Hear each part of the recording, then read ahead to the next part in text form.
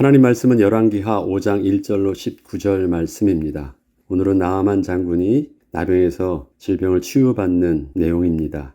나아만 장군의 이러한 고백이 오늘의 제목입니다. 이제는 희생제사를 여호와께만 드리겠나이다. 바알에게 무릎을 꿇지 않고 입맞추지 아니한 하나님의 백성은 어디에 있을까요? 그들은 어떤 모습으로 숨겨져 있을까요? 하나님께서는 하나님을 대적하는 악한 왕이 하나님의 백성을 다 죽여서 자신만이 홀로 남아서 힘겹게 사역을 하고 있다고 생각을 하고 있던 엘리야에게 지금 겉으로 보기에는 한 사람도 남김없이 다 죽은 것 같아도 아직 7,000명이나 남아있다고 하시고 제자 엘리사는 엘리야처럼 혼자 사역을 하지 않게 하시고 저들과 함께 하게 하시겠다고 말씀하셨습니다. 우리는 지금 계속해서 엘리사를 통하여 일어나고 있는 기적을 보고 있습니다. 마치 예수님께서 베푸셨던 기적처럼 죽은 자를 살리기도 하고 오병이어의 기적도 일으키고 있습니다. 물이 변하여 포도주가 된 것과 비슷한 기름이 차고 넘치는 기적도 엘리사를 통해서 일어나고 있음을 보게 됩니다. 그런데 우리는 엘리사의 이러한 기적에 초점을 맞추기보다는 하나님께서는 엘리사에게 혼자가 아니라 하나님의 사람 7,000명이 어디에 있으며 어떻게 엘리사와 함께하고 있는지를 계속 그 기적을 통해서 보게 하여 주시고 있음을 우리는 볼 수 있어야 합니다.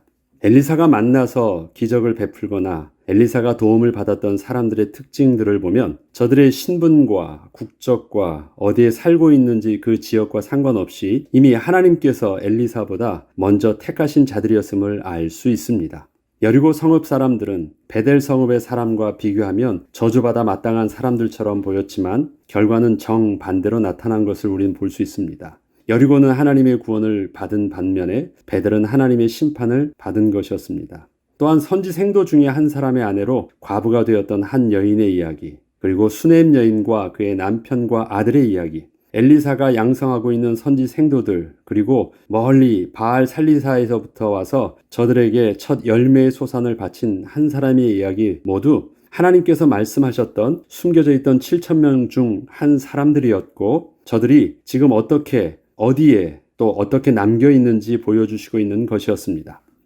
이처럼 하나님의 사람들은 사람의 시선으로는 찾을 수 없는 사람들이었고 정말 다양한 신분과 처지에 있던 사람들이었으며 도저히 하나님의 백성은 있을 수 없다고 생각하는 그 지역에서도 하나님의 사람은 그렇게 숨겨져 있었던 것이었습니다. 수넴 여인의 배려하는 마음, 첫 소산의 열매를 바친 그 한 사람의 신실한 마음, 아무리 어렵고 힘들어도 선지자로 헌신하고 훈련을 받고 있던 제자들의 헌신된 모습을 보면 저들의 마음에 품고 있는 하나님을 사랑하는 마음은 정말 특별한 모습이었던 것입니다.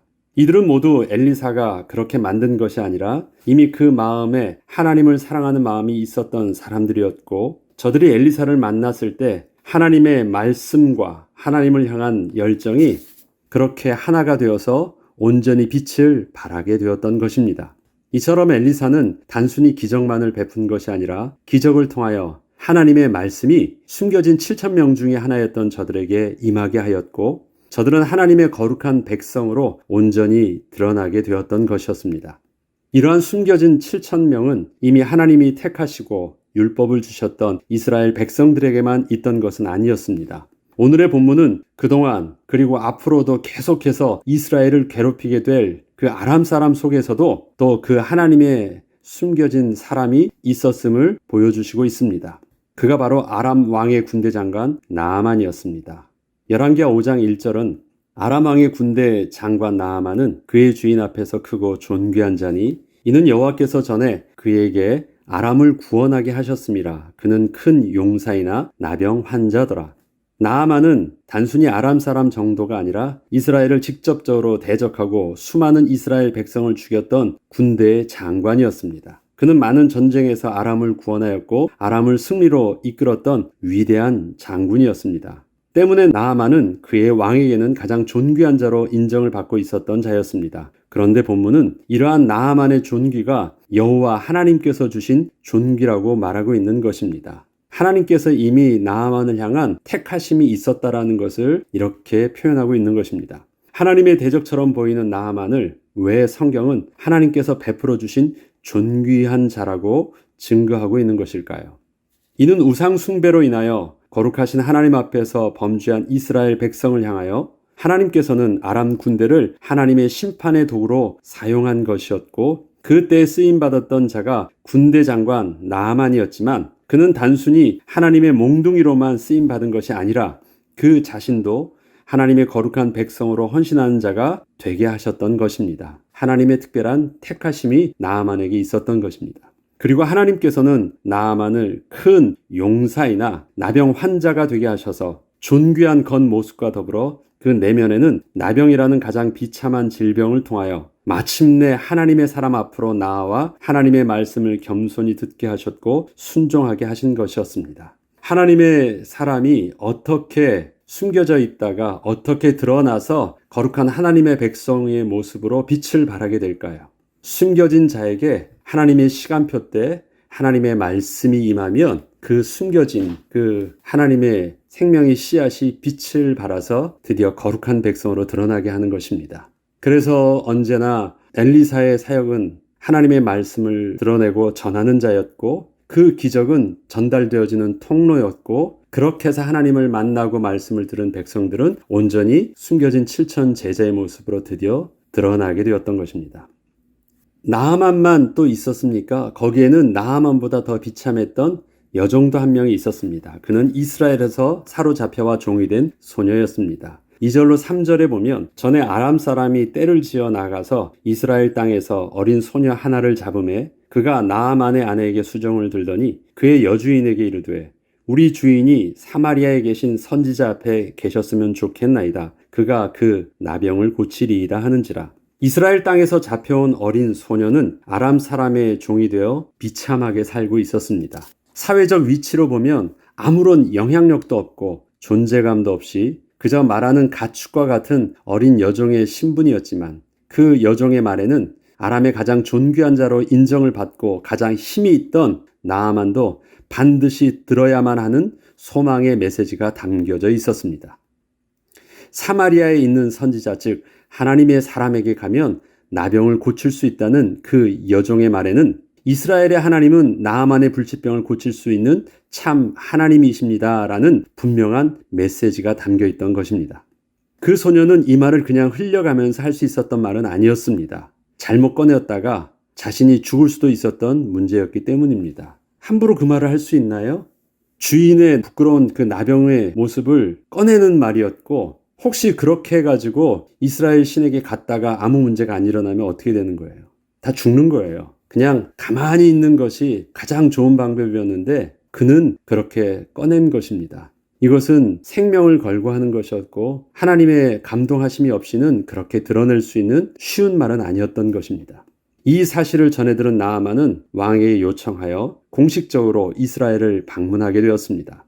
지난날 이스라엘을 우습게 여기고 노력하기 위해서 오던 모습과는 근본적으로 다르게 예를 갖추고 왕의 서신과 선물을 들고 하나님의 사람 앞으로 그렇게 나아갔던 것입니다. 이러한 나아만의 장군의 행차는 아무 영문도 모르던 이스라엘 왕에게는 새로운 전쟁이 시작되는 것과 같은 큰 두려움이 임하게 하였지만 하나님의 사람 에스겔은 하나님의 뜻을 알고 있었기에 두려워하지 않았습니다. 그래서 이 소식을 들었던 엘리사는 왕에게 이렇게 말합니다. 그가 이스라엘 중에는 선지자가 있는 줄을 알게 하겠습니다 라고 말을 한 것입니다. 8절로 10절에 보면 하나님의 사람 엘리사가 이스라엘 왕이 자기의 옷을 찢었다 함을 듣고 왕에게 보내 이르되 왕이 어찌하여 옷을 찢었나이까? 그 사람을 내게로 오게 하소서. 그가 이스라엘 중에 선지자가 있는 줄을 알리이다 하니라. 나아만이 이에 말들과 병거들을 거느리고 이르러 엘리사의 집 문에 서니 엘리사가 사자를 그에게 보내 이르되 너는 가서 요단강에 몸을 7번 씻으라. 내 살이 회복되어 깨끗하리라 하는지라. 나아만이 군대 장군으로서 적군의 왕 앞에 직접 들어가서 자신의 가장 수치스럽고 약점이 되는 나병의 모습을 공개한다는 것은 전쟁의 전략적 측면에서 본다면 있을 수 없는 방법입니다. 이게 상식적으로 말이 되는 모습입니까? 이것은 나아만이 지금 이스라엘과 싸우려고 온 것이 아님을 분명하게 보여주는 것이었습니다. 사실 나아만 장군 입장에서 보면 그가 지금 이스라엘 왕 앞에 서 있다는 것이 정말 대단한 결단을 내린 것이었습니다. 그는 하나님의 사람의 말에 따라 요단강 가에서 몸을 씻기 전에 이미 아람 땅에서 어린 여종의 말에서 하나님의 음성을 듣고 자신의 모든 모습을 내려놓고 하나님께로 향했던 것이었습니다. 물론 나아만은 이때 자기가 그렇게 하나님 앞에서 또 순종하는 마음으로 믿음으로 했다, 그런 자신의 모습을 잘 알고 있지는 못했습니다. 그러나 이처럼 그가 이스라엘 땅에 들어선 것 자체가 하나님께서 주신 낮아진 마음이었지만 그는 자신의 질병이 고쳐지기 전까지는 이 사실을 잘 모르고 있었습니다. 엘리사는 자신의 문 앞에까지 나아왔던 나아만 장군에게 그가 기대했던 모습대로 그를 맞이하지 않았습니다. 이렇게 얼굴도 비치지 않고 아무런 예도 갖추지 않고 그저 자신의 종을 시켜서 말을 전하는 엘리사의 태도는 나아만에게 그저 구걸하러 온 거지에게 종을 시켜 말을 전하는 것을 듣는 듯한 느낌을 그렇게 받게 하였습니다.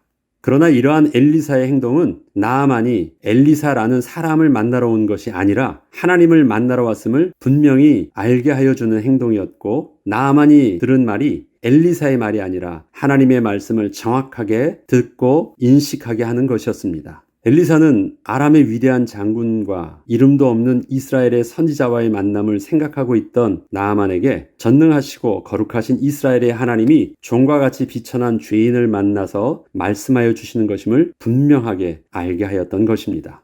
결국 나아만은 이렇게 자신이 대우받는 것이 너무도 화가 나서 돌아서서 아람 땅으로 돌아가려 했으나 그 신하들의 지혜롭고 간곡한 간청을 통하여 마침내 하나님의 사람의 말대로 몸을 요단강에 7번 씻고 완전히 낫게 되었습니다. 그 다음에 일어나는 고백을 보면 그가 하나님의 숨겨진 7,000명 중에 한 사람이었음을 우리는 알게 되는 것입니다. 이제는 오직 여호와께만 희생을 드리겠다라는 것입니다. 14절로 17절을 보면 나아만이 모든 군대와 함께 하나님의 사람에게로 돌아와서 그의 앞에 서서 이르되 내가 이제 이스라엘 외에는 온 천하에 신이 없는 줄을 아나이다. 청하건대 당신의 종에게 예물을 받으소서 하니 이르되 내가 섬기는 여호와께서 살아계심을 두고 맹세하노니 내가 그 앞에서 받지 아니하리라 하였더라. 나아만이 받으려고 강건하되 그가 거절하니라. 나아만이 이르되 그러면 청하건대 노새 2마리의 실을 흙을 당신의 종에게 주소서. 이제부터는 종이 번제물과 다른 희생제사를 여호와 외 다른 신에게는 드리지 아니하고 다만 여호와께 드리겠나이다.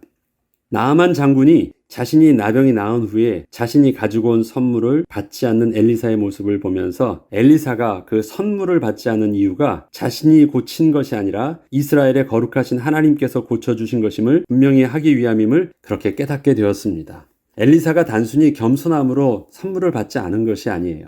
그는 내가 한 것이라면 내가 대가를 받겠지만 내가 한 것이 아니고 하나님께서 하신 것이기 때문에 내가 하나님 앞에서 맹세하고 결단코 받지 않겠다라고 말한 것입니다.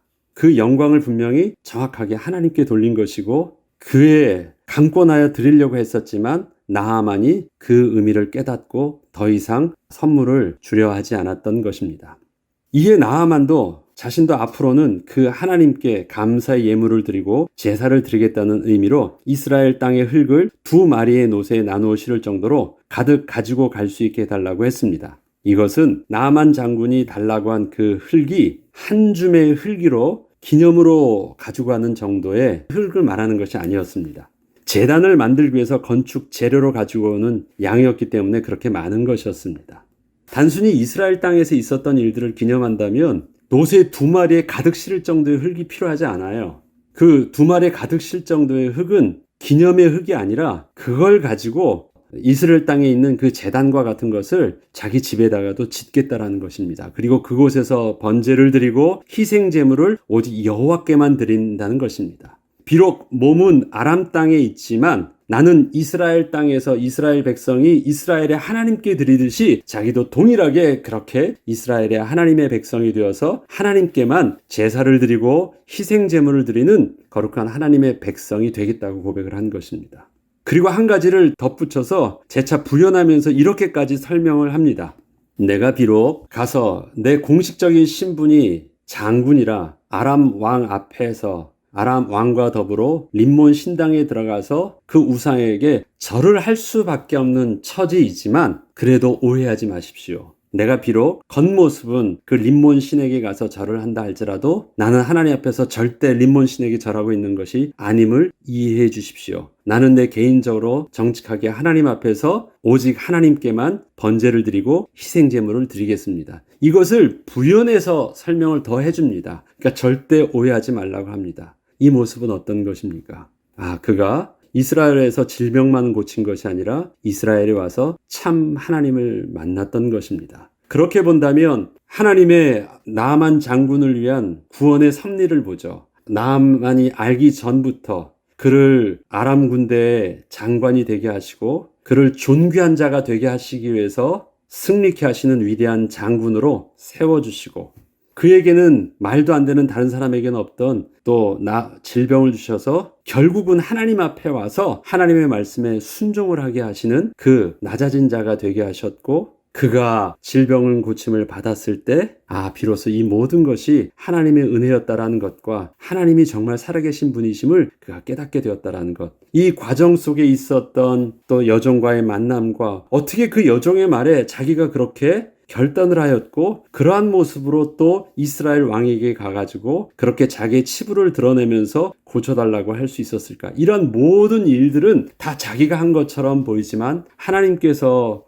허락하신 나아만 장군을 위한 구원의 섭리였고 그의 마음과 생각을 그렇게 이끄셨던 것이고 때가 돼서 하나님의 사람과 하나님의 백성의 만남을 통해서 또 아람 지역에서도 하나님의 숨겨진 제자를 그렇게 하나님께서는 일으키셨던 것이었습니다. 되돌아보니 하나님께서 나를 택하셨다라는 것을 그렇게 깨닫게 된 것입니다. 저와 여러분이 하나님을 알고 선택하지 않습니다. 그러나 택함을 받고 되돌아보니 내가 태초부터 하나님께서 택하신 은혜가 있었음을 고백하게 되는 것. 그것이 저와 여러분이 고백하는 또 예정의 고백이고 또 하나님의 은혜인 것입니다. 이렇게 아람 군대 장관 나아만은 구원을 받게 되었던 것이 오늘의 본문이었습니다. 저와 여러분에게 하나님께서 이 시대에 숨겨진 7,000명의 제자 중 한 사람으로 부르셨고 고백하게 하시고 이렇게 만나게 하셨습니다. 그리고 우리를 통해서 또 이 땅에 숨겨진 하나님의 백성을 또 그렇게 찾아 일으키는 또 귀한 직분도 주셨습니다. 어떻게 찾겠습니까? 누구인 줄 알게 찾겠습니까?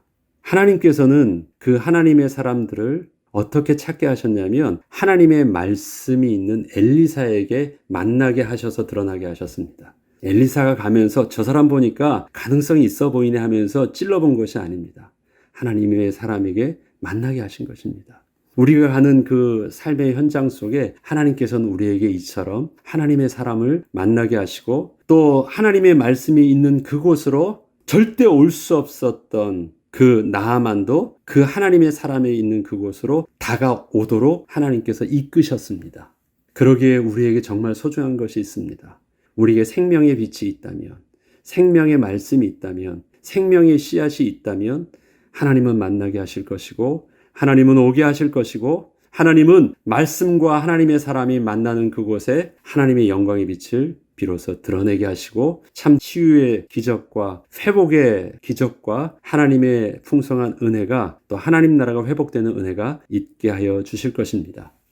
우리의 만남과 우리의 모임과 우리의 예배와 우리의 교회를 통해서 이러한 역사가 일어나길 주 이름으로 축복합니다. 기도하겠습니다. 하나님, 어느 누가 이스라엘의 가장 원수였던 대적 아람 군대의 장관이 하나님의 택하신 사람이라고 상상이나 할 수 있었겠습니까? 하나님 어느 누가 하나님의 사람들을 핍박하며 죽이러 다녔던 바울이 또 하나님의 예비된 거룩한 전도자로 쓰임받을 줄 알았겠습니까? 그러나 하나님의 계획과 하나님의 택하심은 사람의 상식과 사람이 생각하는 것과는 전혀 다른 모습이었고 또 뜻이 계셨습니다. 하나님, 우리가 그러한 하나님의 백성을 만나기를 원하고 그들에게 하나님의 말씀을 증거하기를 원합니다.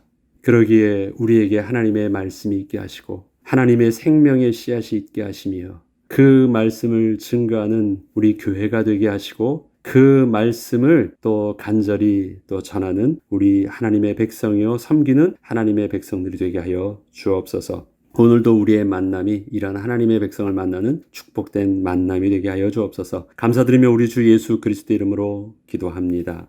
아멘.